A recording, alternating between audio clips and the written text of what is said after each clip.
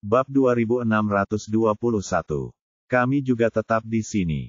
Kami tidak akan kemana-mana. Caleb mendengus dan mengambil keputusan. Apa? Tidak mungkin. Jaiden terkejut. Kenapa tidak? Yang lain juga tetap di sini, jadi kenapa kita tidak? Caleb bertanya dengan tidak senang. Tetapi, Tuan Wolf sudah mengatakan bahwa dia tidak akan kembali dalam waktu dekat. Tidak ada gunanya kita menunggu di sini. Apalagi dia hanya wakil presiden dan bukan ketua. Kenapa kita semua harus menunggu di sini hanya untuk wakil presiden?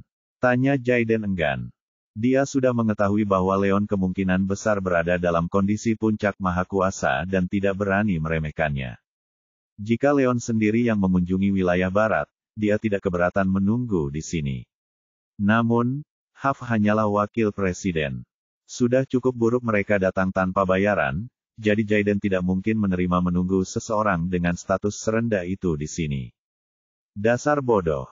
Diam. Ekspresi Caleb menjadi gelap dan meraung ke arah Jaiden. Dia tahu bahwa Huff hanyalah wakil presiden dan bukan ketua. Namun, justru Leon yang dia takuti.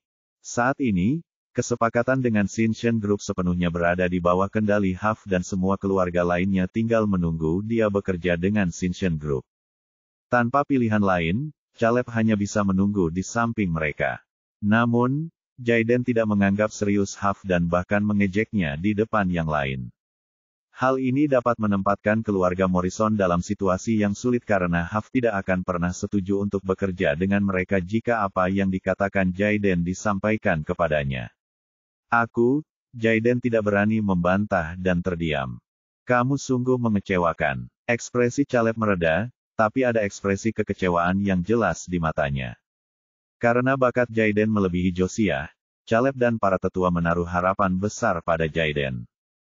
Bahkan ada kalanya ia mempertimbangkan untuk melatih Jaiden sebagai penggantinya.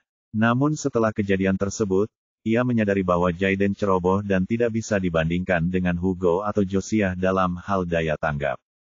Merasa kecewa, dia menyadari bahwa dia mungkin perlu mempertimbangkan kembali siapa yang akan menggantikannya. Sayang sekali, akan sangat bagus jika keluarga Morrison pergi. Melihat Caleb dan yang lainnya berniat untuk tetap tinggal, mereka semua sedikit kecewa. Mereka lebih suka jika Caleb mengikuti saran Jaiden dan pergi. Begitu mereka pergi, yang lain akan memiliki peluang lebih besar untuk meyakinkan Leon agar bekerja bersama mereka.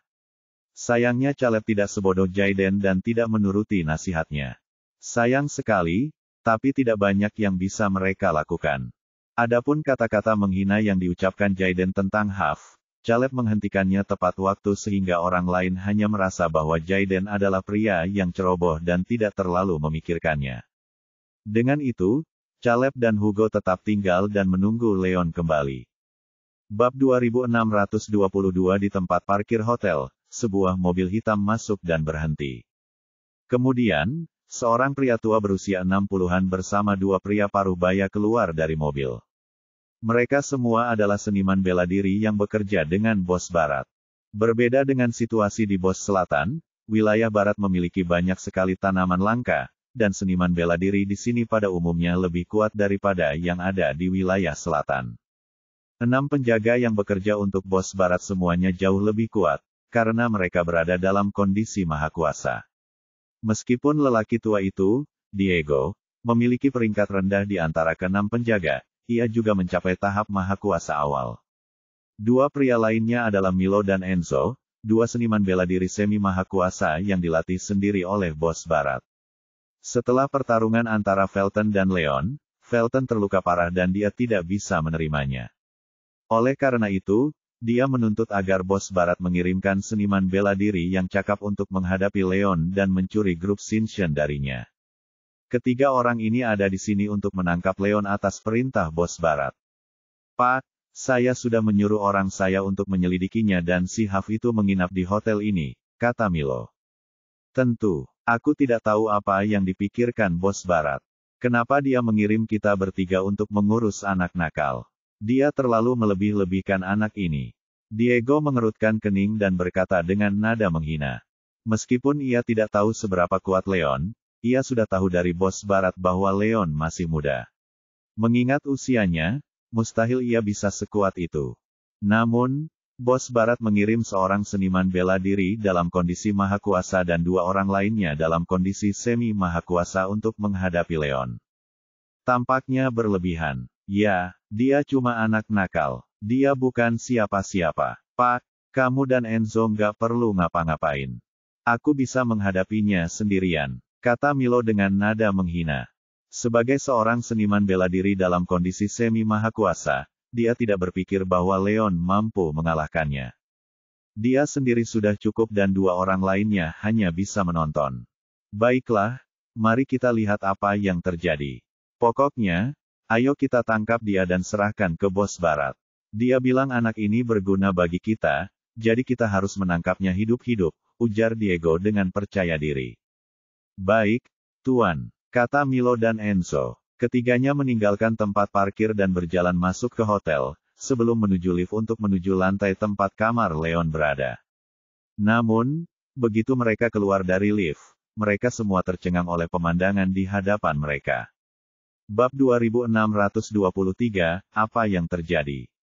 Diego, Milo, dan Enzo semuanya terkejut ketika mereka melihat semua orang berkumpul di luar kamar Lon. Ketika mereka melihat lebih jelas, mereka benar-benar terguncang. Bukankah itu kepala keluarga Rathbun? Kenapa dia ada di sini? Diego menggosok matanya tak percaya. Sebagai salah satu penjaga Bos Barat, dia melihat banyak hal di masa lalu dan dia mengenali salah satu orang sebagai kepala Rathbuns, keluarga berpengaruh lainnya. Dia tidak dapat sepenuhnya mengerti mengapa sosok sekuat itu muncul di sini. Tampaknya Penatua Rathbun sedang berbaris dan bahkan berdiri di belakang antrian. Ini sungguh tidak nyata hingga dia terguncang. Tuan, bukan hanya kepala keluarga Rathbun. Kepala keluarga Vaughn, Cat, dan Douglas juga ada di sini. Semuanya ada di sini. Mata Milo terbelalak saat ia langsung menyadari bahwa orang-orang di hadapannya semuanya adalah kepala atau tetua dari keluarga-keluarga berpengaruh. Terkejut, dia tidak dapat mengerti mengapa orang-orang ini ada di sini. Tuan, lihat. Bahkan kepala keluarga paling berkuasa, Caleb Morrison, juga ada di sini. Enzo menunjuk Caleb dan membeku di tempatnya. Sebagai pimpinan Morrisons, status Caleb bahkan lebih tinggi dibandingkan dengan Bos Barat. Yang membuat mereka bingung, Caleb dan Penatua Douglas, beserta yang lainnya, semuanya menunggu di sana dengan hormat. Ini begitu surrealis sehingga mereka tidak percaya apa yang mereka lihat. Apa yang terjadi? Siapa yang mereka tunggu? Siapa yang berhak membiarkan orang-orang ini menunggu mereka? Diego pulih dari keterkejutan awalnya dan berusaha keras untuk menenangkan diri. Meskipun dia tidak tahu siapa yang mereka tunggu, dia tahu bahwa tidak ada seorang pun, termasuk Bos Barat, yang bisa membuat Caleb dan Penatua Douglas menunggu. Oleh karena itu, dia tidak dapat mengetahui siapa yang sedang mereka tunggu. Tuan, apakah mereka sedang menunggu Half-Wolf? Tanya Enzo. Mereka bertiga datang untuk berurusan dengan Leon dan mengetahui sebelumnya bahwa kamar Half ada di depan. Karena semua orang ini menunggu di luar kamar Half, tampaknya mungkin mereka sedang menunggu Half. Bab 2624, apa? Apa mereka semua menunggu Half? Diego tersadar. Dia tahu bahwa kamar Half terletak di depan dan semua orang ini kemungkinan sedang menunggu Half. Namun, dia segera merasa ada yang tidak beres. Leon hanyalah seorang pemuda tak berarti, jadi tidak ada alasan bagi semua tokoh berpengaruh itu untuk menunggu di luar kamarnya. Tampaknya mustahil. Milo, kamu yakin itu kamar Half? Apa kamu salah? Sebuah pikiran terlintas di benaknya dan dia menoleh ke Milo, curiga ada masalah dengan penyelidikannya. Enzo merasakan hal yang sama dan menoleh ke Milo dengan bingung. Tidak, Pak. Saya sudah menyelidikinya secara detail dan tidak mungkin ada kesalahan. Saya jamin kita sedang memeriksa kamar Half sekarang, kata Milo yakin. Baiklah, Diego dan Enzo tercengang.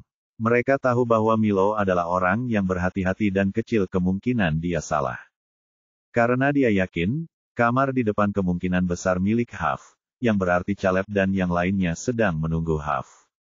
Bagaimana itu mungkin? Tak seorang pun di antara mereka yang dapat mengerti bagaimana seorang pemuda seperti Half memiliki begitu banyak sosok berkuasa yang menunggu di luar kamarnya, dan ini benar-benar mengubah cara pandang mereka terhadap Huff.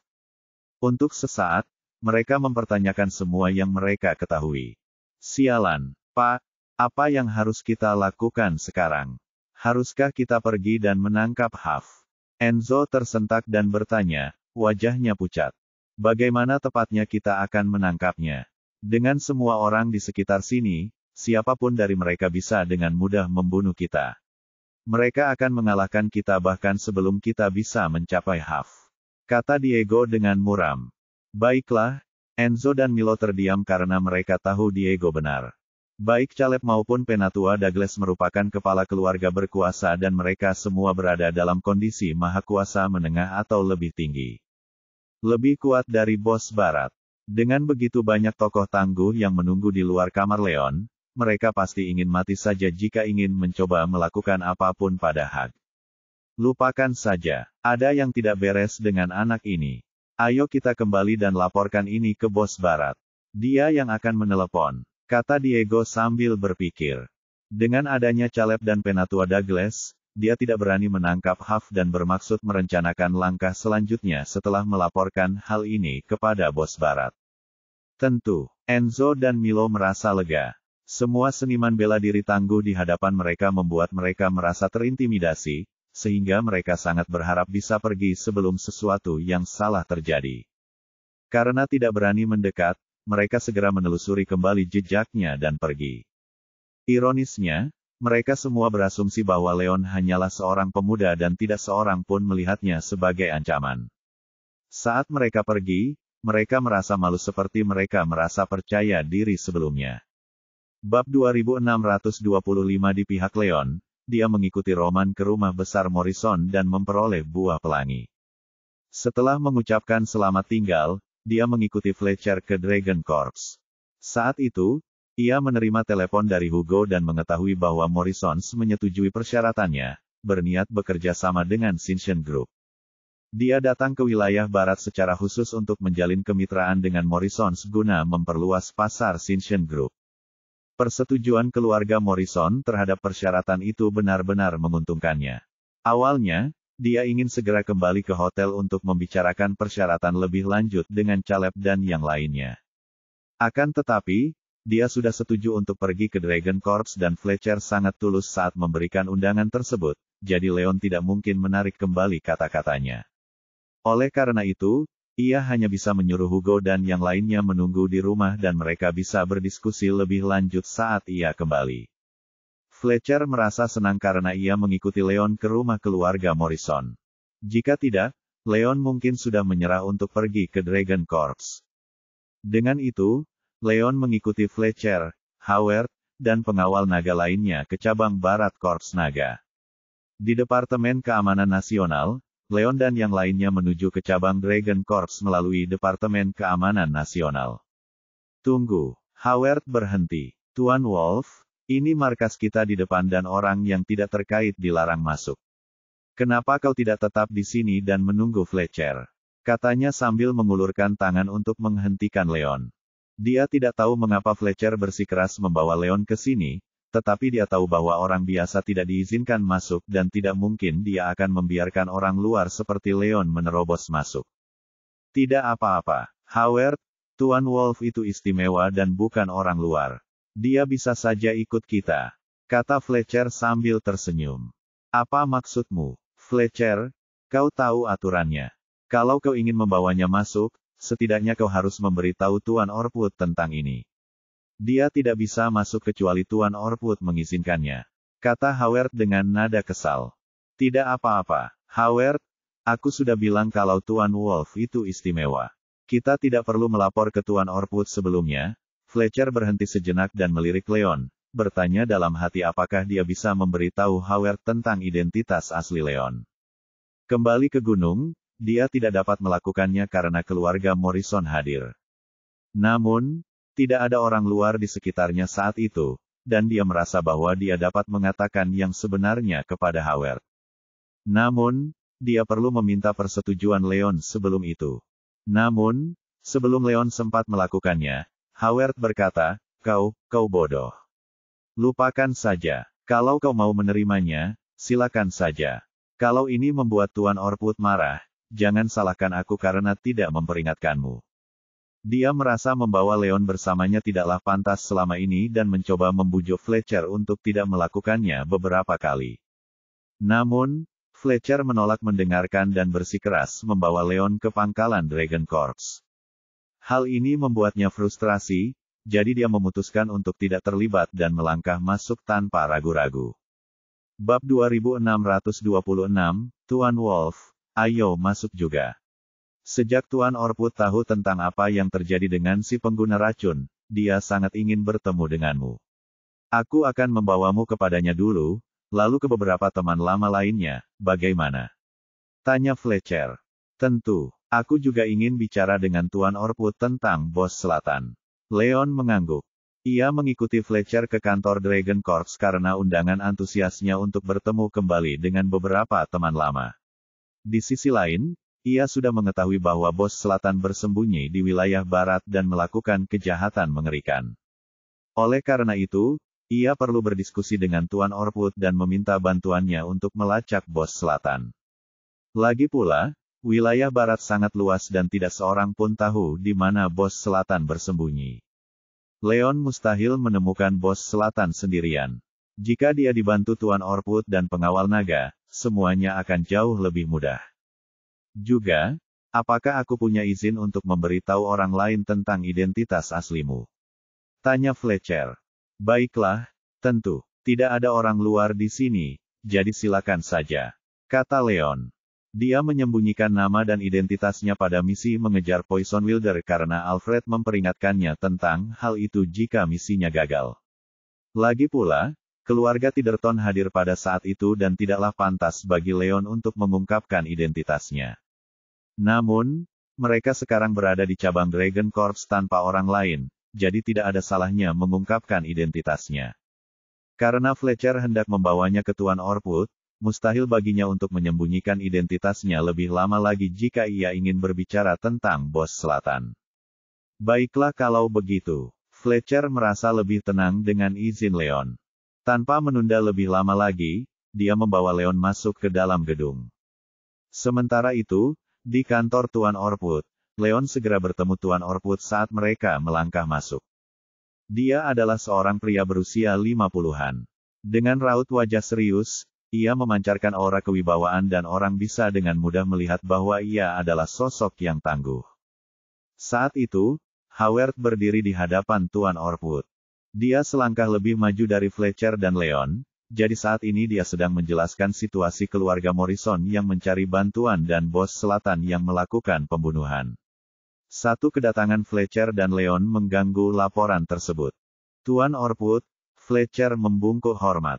Fletcher, siapa ini? Kau tahu aturannya. Kau tidak boleh membawa orang luar ke sini, kata Tuan Orput dengan nada kesal ketika melihat Fletcher masuk bersama seorang pemuda yang tidak dikenalnya. Korps Naga adalah organisasi khusus dan personel yang tidak terkait tidak diizinkan masuk. Namun, Fletcher membawa seseorang masuk dan menyela laporan penting tanpa izin, sehingga hal ini membuat Tuan Orput kesal. Bab 2627, Fletcher, kenapa kau melakukan ini? Howard mendesah ketika mendengar Tuan Orput. Dia sudah memberitahu Fletcher untuk tidak membawa orang luar ke dalam gedung. Namun, Fletcher menolak mendengarkan alasan dan bahkan membawa Leon untuk bertemu Tuan Orput. Ini merupakan tindakan bodoh darinya dan kemungkinan besar dia akan dihukum karenanya. Namun, apa yang terjadi selanjutnya mengguncangnya. Tuan Orput, ini Tuan Half-Wolf. Dia bukan orang luar, kata Fletcher. Tepat saat dia hendak memberitahu Tuan Orput tentang identitas Leon, dia diinterupsi.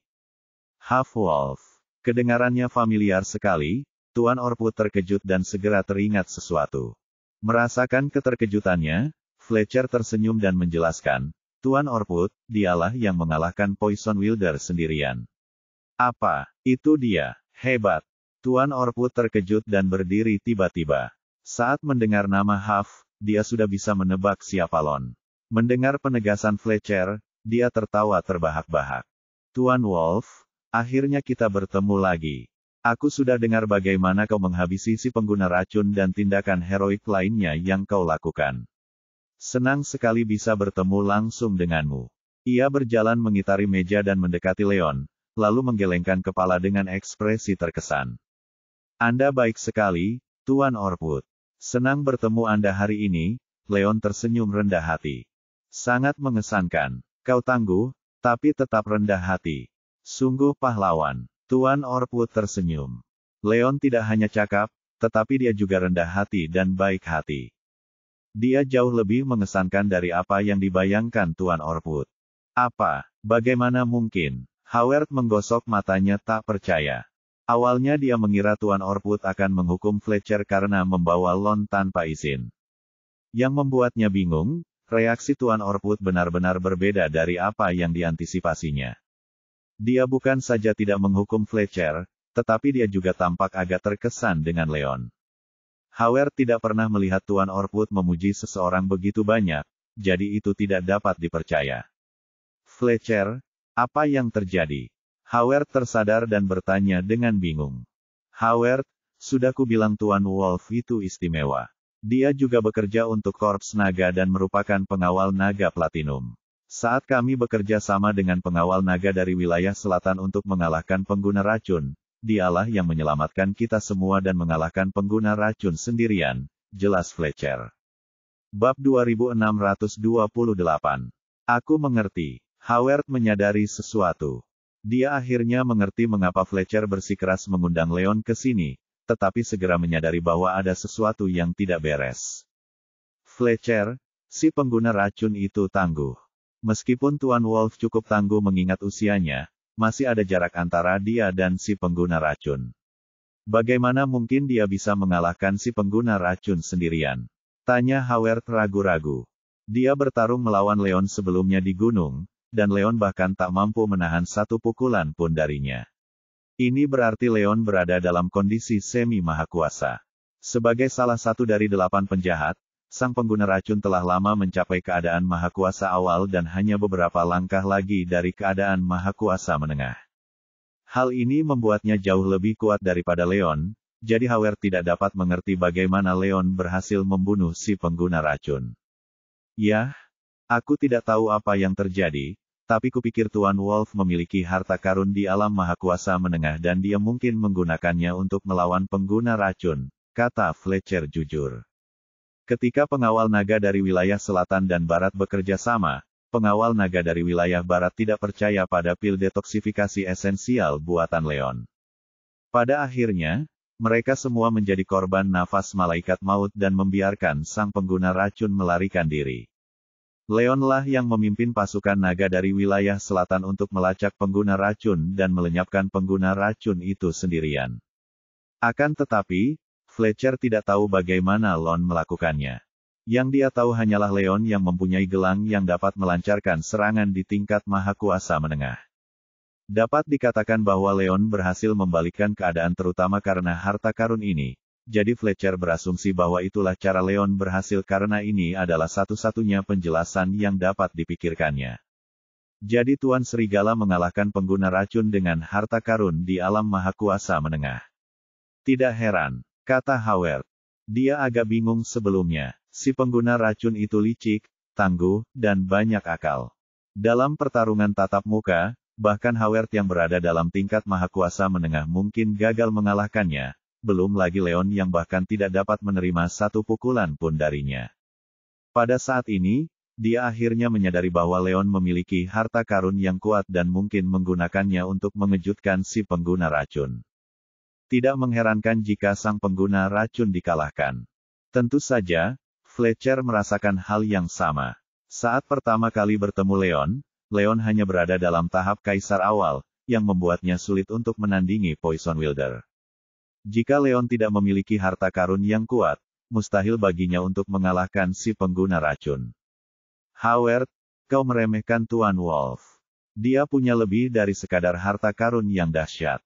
Kekuatannya yang sesungguhnya melampaui imajinasimu, kata Tuan Orpwood tajam ketika mendengar percakapan mereka.